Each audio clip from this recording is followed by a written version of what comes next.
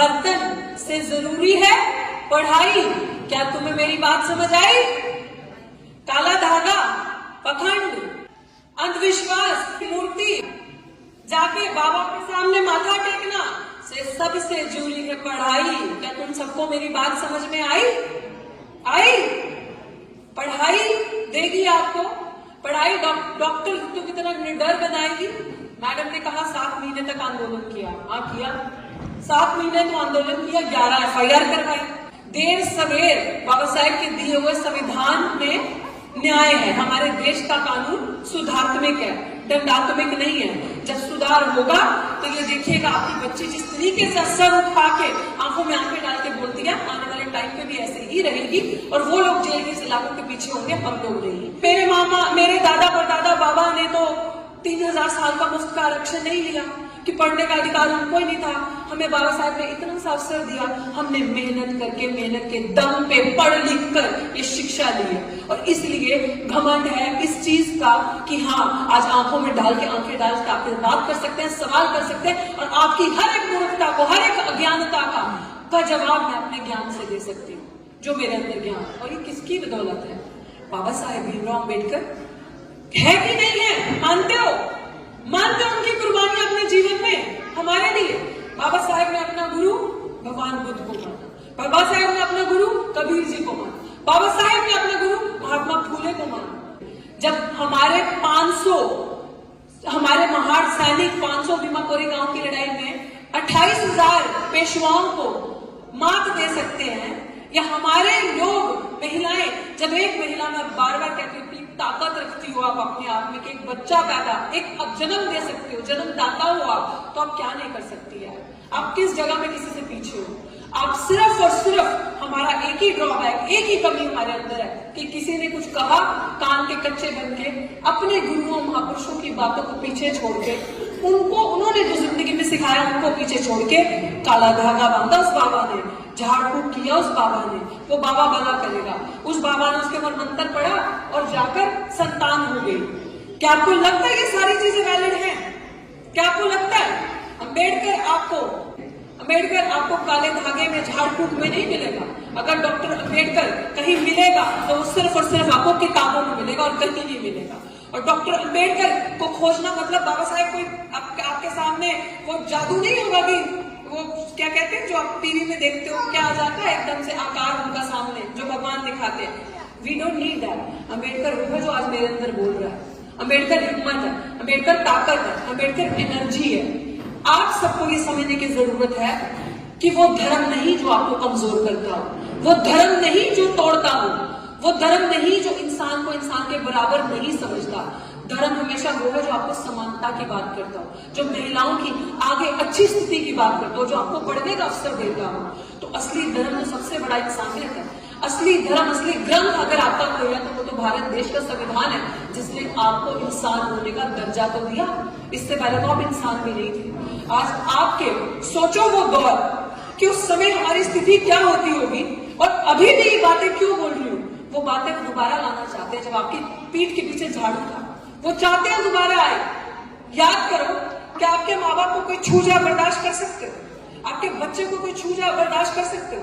तो बाबा साहब के किसी ने 4 बच्चे खाए, तकलीफ उनसे पूछो। बाबा साहब के साथ कितना अपमान लोगों ने किया कि अगर वो अंदर पढ़ाई करके बड़े ऑफिसर बने, अंदर जाते थे तो पानी तक उनका पियोन जो उनसे कितनी दूर पोजीशन के नीचे, वो पानी करता था। हम कहते हैं अगर मेरे माँ बाप को किसी ने हाथ लगा दिया, या मेरी भाई कहते हैं बहन को मुझे छोड़ दिया, आर पार कर दूंगा। तो बाबा साहब के हुए जो उनके ऊपर चीजें, अपमान सहा जो उन्होंने किया, उसका बदला कौन लेगा? बदला हमें शब्द हाथ में उठा के नहीं लेना, वक्त आएगा तो वो भी करेंगे, लेकिन बदला हमें अपनी पढ़ाई लिखाई से, अपनी जागरूकता से लेना है। मूर्ख हम लोग हैं, उन्होंने तो सब कुछ करके सारा अडम्बर पखंड हटा के हमारे हाथ से मैला कूड़ा झाड़ू उठवा के कलम पकड़ाई। आज सियासत का वो दौर दोबारा आ गया कि आपके हाथ से दोबारा कलम छिटवा के हाथ में झाड़ू पकड़ाया जा रहा है, चाहे वो झाड़ू झाड़ फूक के लिए हो, चाहे वो झाड़ू सड़कों पर मारने के लिए हो। आया वक्त कि नहीं आया?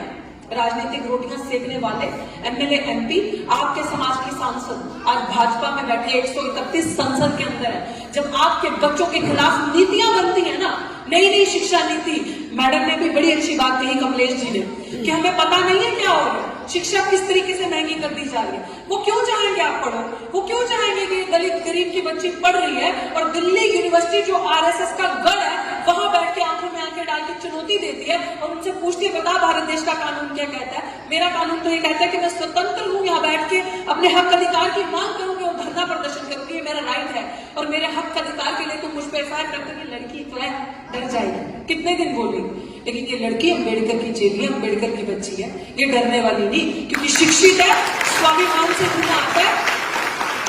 बाबा साहब ने सर उठाना सिखाया, जो शिक्षा प्राप्ति सर झुकाना नहीं सिखाया। इसलिए बहुत जरूरी है महिलाओं का पढ़ना। आज वो लोग जो पखंड करते हैं, जो एक तरफ मूर्ति पूजा करते हैं और दूसरी तरफ संसद के अंदर शपथ लेते समय जय भीम का उल्लेख करते हैं, आज उनकी मजबूरी बन के समझ रहे हो अम्बेडकर की ताकत, समझ रहे हो अम्बेडकर को। अम्बेडकर इंसान नहीं है, अम्बेडकर वो एनर्जी है, अम्बेडकर वो ताकत है जो अगर आप पढ़ोगे तो वो कभी मिटने वाली नहीं है, वो आपसे आपकी आने वाली अगली पीढ़ियों में जाएगी, आपकी आने वाली अगली पीढ़ियां अगली पीढ़ियों में लेके जाएंगी। और इसीलिए ये लोग कल भी अम्बेडकर से डरते थे, ये लोग आज भी अम्बेडकर से डरते हैं, ये लोग आने वाले वक्त में भी अम्बेडकर से यूं ही डरते रहेंगे। वो हम करते रहेंगे। आज सबको हर इंसान को जिंदगी में वचन लेना होता है। जब 2024 आया तो हम हर साल एक प्रण लेते हैं कि इस साल से मेरा ये रेजोल्यूशन है, प्रण ही बोलते हैं उसको, क्योंकि आपके जितने सरकारी संस्थान थे, जितनी भी इंस्टीट्यूशंस जो गवर्नमेंट होल्ड करती थी वो सब बेच दिए। क्यों?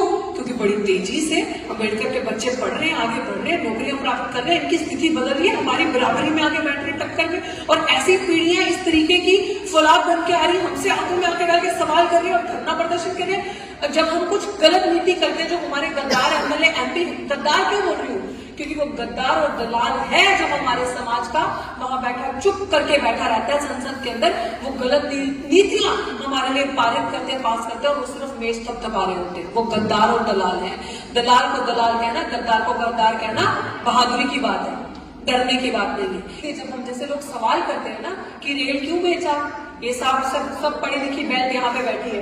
रेलवे में सबसे ज्यादा जो नौकरियां या हमारे लोग सबसे ज्यादा भर्ती होते थे, हमारे लोगों को सबसे ज्यादा नौकरी मिलती थी, बैंक्स में हमारे लोगों को नौकरी मिलती थी, एयरपोर्ट जब तक सरकारी थे तब तक हमारे लोगों को नौकरी मिलती थी। हर जगह इंस्टीट्यूशंस में, जब यूनिवर्सिटीज के अंदर हमारे लोग पढ़ के जाते थे, बड़े बड़े लेवल पे प्रोफेसर बनते थे, टीचर बनते थे सरकारी, ताकि एक जब सरकारी अफसर हमारा बनेगा तो उसको देख के गांव मोहल्ले में 10-100 और बनेंगे। तो उन्होंने वो सबको प्राइवेट कर दिया। आज रिजर्वेशन बचा के क्या करोगे? नौकरी है? आज नौकरी नहीं है, खत्म है। मुझे तो अपनी बेटी को सोमवार के व्रत रखवाने, अच्छा पति मिलेगा तो कुछ मत करियो, अच्छा पति मिलेगा तुझे, और वही पति फिर पी के कूटेगा। लड़की पढ़ी लिखी होगी तो लात मार के आके काम धंधा तो करेगी। ये दर्द है मेरा जो मैं बोल रही हूँ। छोटी सी उम्र में बच्ची के हाथ में पेंसिल किताब पकड़ाने के बजाय शादी कर देते हो, बोझ डालते हो और जाके चूल्हा चौखा करवाते हो और चम्मच कड़छी पकड़वाते हो। ऐसी क्या मजबूरी है भाई? कब से बेटियां बोझ होने लगी भाई? ऐसी क्या मजबूरी रह गई?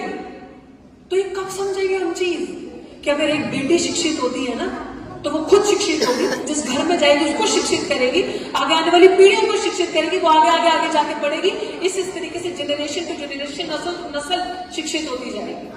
आ जाओ इस ढोंग से बाहर। उनकी बच्चियां कितने आपको दिखते हैं, जो लड़कियां आप सुंदर देखते हो, अच्छे कपड़े पहने, अच्छे विमान उड़ाती, कितनी आपको दिखती है सोमवार का व्रत रख के कि ये चूल्हा चौखा या ये ड्रामा करते कि अब जाना मत है, अब ये रीति रिवाज, ये नीति नियम करने हैं, इस गाय को काला पता नहीं क्या खिलाना है, काली गाय को सेब और मंदिर में ये चढ़ाना। मैं किसी धर्म के खिलाफ नहीं बोल रही भाई, मैं नहीं मानती इन चीजों को। मुझे लगता है कि मेरे हाथ में किताब कलम होगी, पढ़ाई लिखाई होगी तो मेरा कुछ होगा, मुझे खाना खाने को मिलेगा, वरना मुझे कुछ नहीं मिलेगा। कितना आपका उपकार होगा इस चीज से? आपके लिए दर्द उठा के आपको जागरूक करते हैं, अपनी जान जोखम में डाल के सिखाने के लिए आते हैं, ताकि अगर एक भी इंसान यहाँ से बदल के जाएगा, वो एक के साथ और शेयर करेगा कि भाई मैं तो आज के बाद ये ड्रामा नहीं करूंगी, मैं शिक्षित बनूंगी। पढ़ाई लिखाई की कोई उम्र नहीं होती, किसी भी उम्र में आप पढ़ सकते हो, आप किसी भी उम्र में ज्ञान की प्राप्ति कर सकते हो।